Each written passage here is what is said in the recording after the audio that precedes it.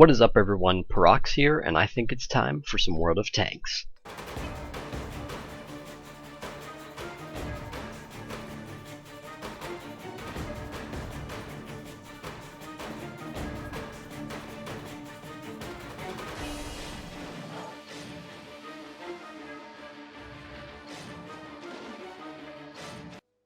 Alright, here we are on Karelia. No, we are on Swamp.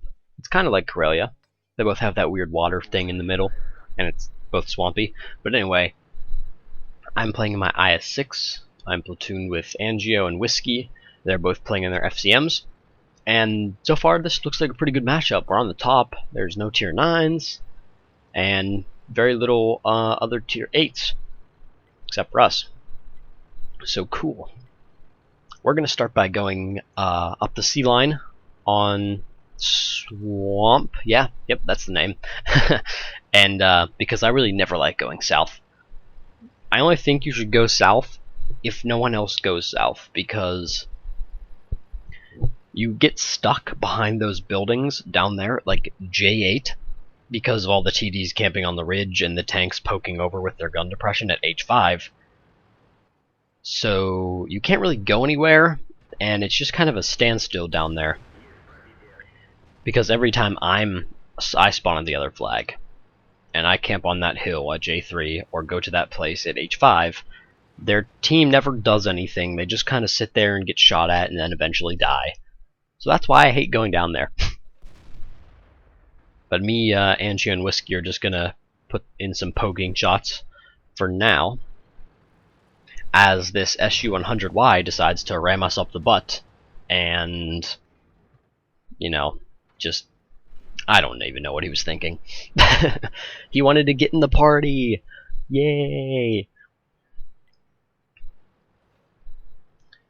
So it looks like the other team is making a push on our guys in the south. So that means we should probably get doing something up here. So I'm going to take the lead because I do have stronger armor compared to the FCM 50T. And I wouldn't say I'm too much of a fan of this map, just because the main flanks that you fight on, there's so many buildings, and it's not even like good city street fights. Good city buildings, like, it's just this kind of tiny area that you have to pick buildings to shoot through, and it's just really freaking annoying, and I hate it. Oh man. So sorry, SU-100Y. So sorry. So let's see. They have an FCM 50T around this corner and a T-44.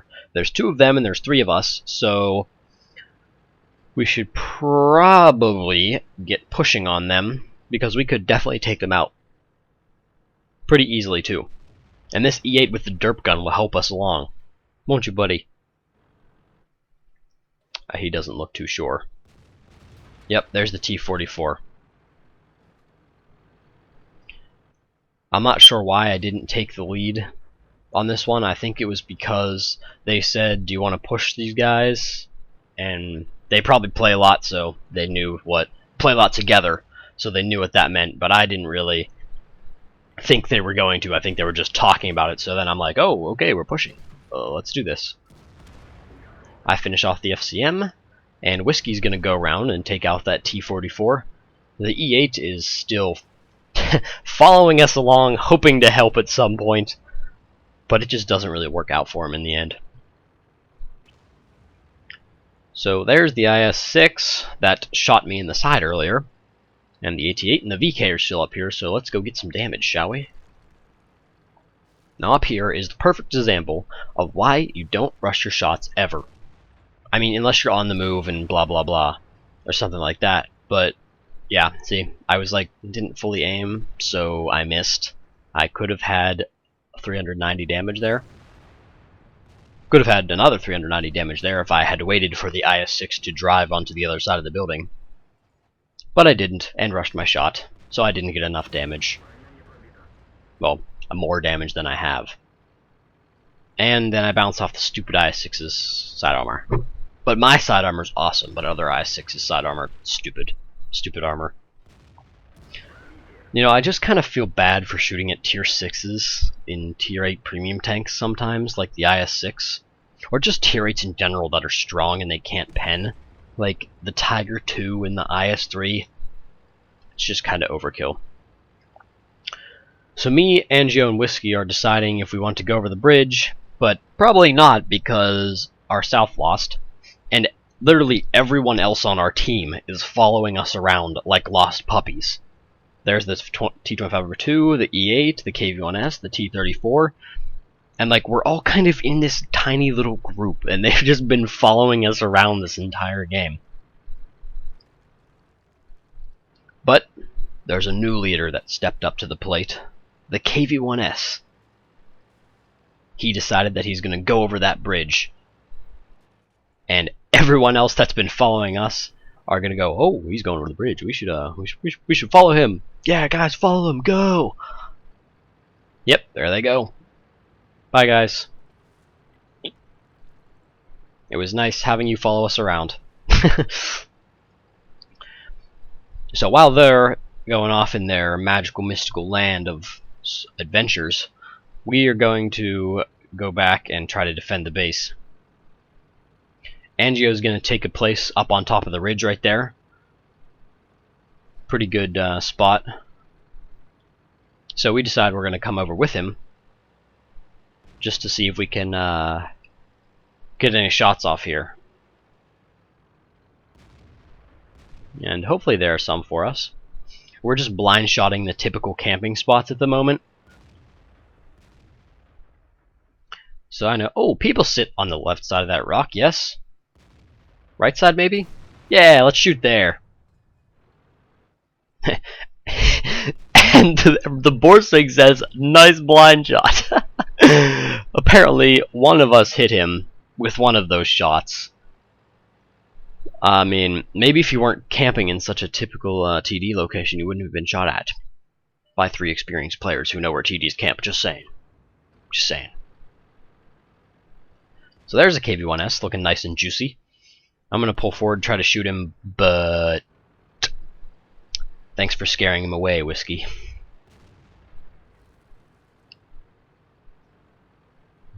I decided it's time to be done here.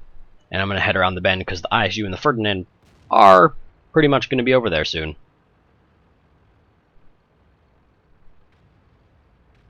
The Borsig just took out our E8 friend, and oh look, there's the Ferdy too.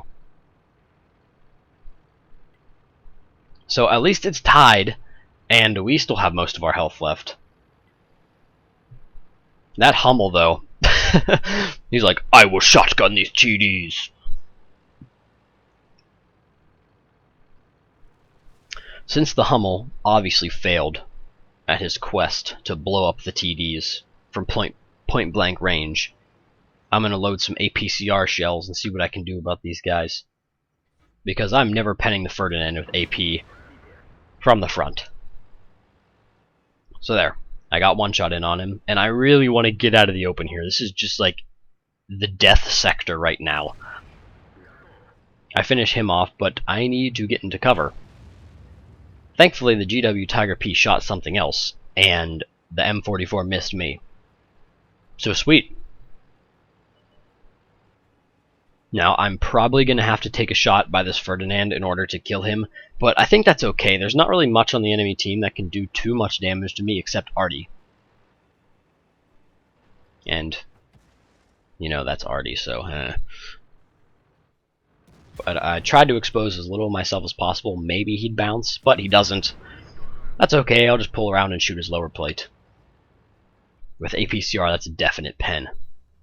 Now I'm going to sit here behind this little boulder area, just so the Artie doesn't know where I'm moving. So I'm going to let myself disappear off the map for about like 8 seconds. Then, I'm going to drive forward. Aw, crap. There's the Borsig, and Angio is caught out in the middle. This is not good. Angio, no! Stay alive. Oh. The derp barn killed him, sadly. So now, that Borsig went down the hill, and Whiskey still hasn't spotted him. So that means, most likely, that he is camping in a bush, sitting in the middle somewhere. So, And since he probably hasn't gone through the swamp very far because the Borsig is sluggish, and driving it through a swamp would just suck so hard. So he's probably just sitting in a bush right below this hill. So what I'm going to do is drive up, try to sneak up behind him, and shoot him in the turret with HE. That sounds like a plan. Let's see what will happen. And I know he has to be close because Whiskey hasn't spotted him. And all of a sudden it's just us two left. Ah, there he is. Hi, Borsig. Goodbye, Borsig.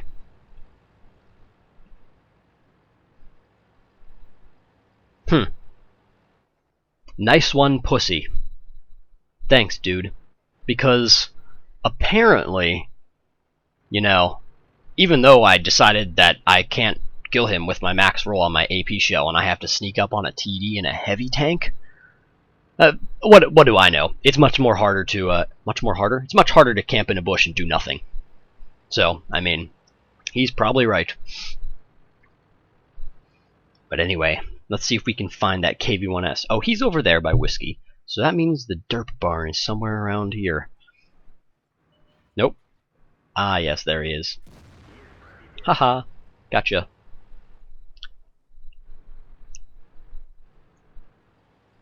So, now Whiskey is a one-shot for that KV-1S if he gets a good, slightly higher roll than his average damage roll. And oh no, there he is. Whiskey, you can take him. Get him, Whiskey. And, what? Game, stop freezing.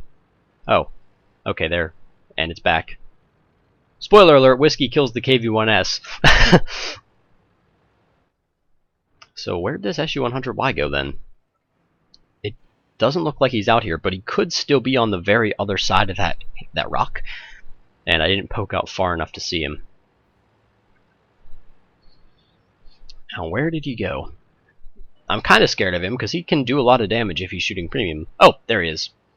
And since Whiskey's up on that little perch, he should be able to finish him off. You got this, Whiskey.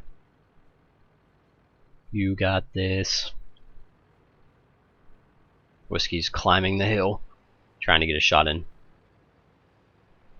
He shoots him once, and I'm going to go over here just in case Whiskey doesn't kill him. And yes, he does. It's a blind shot kill too, so that makes it even better. Alright, so now it's 2 tier 8 heavy tanks versus Artie.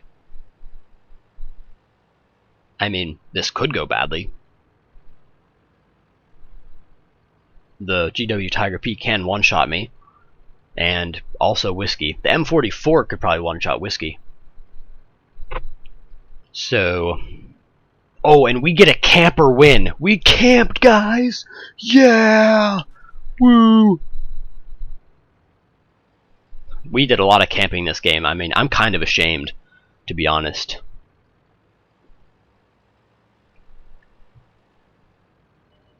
Oh god, there's the GW Tiger P. Shoot! Snapshot! Whiskey should have that M44. I mean, he's driving in the middle of a field. And yeah, there it is. Good job, Whiskey.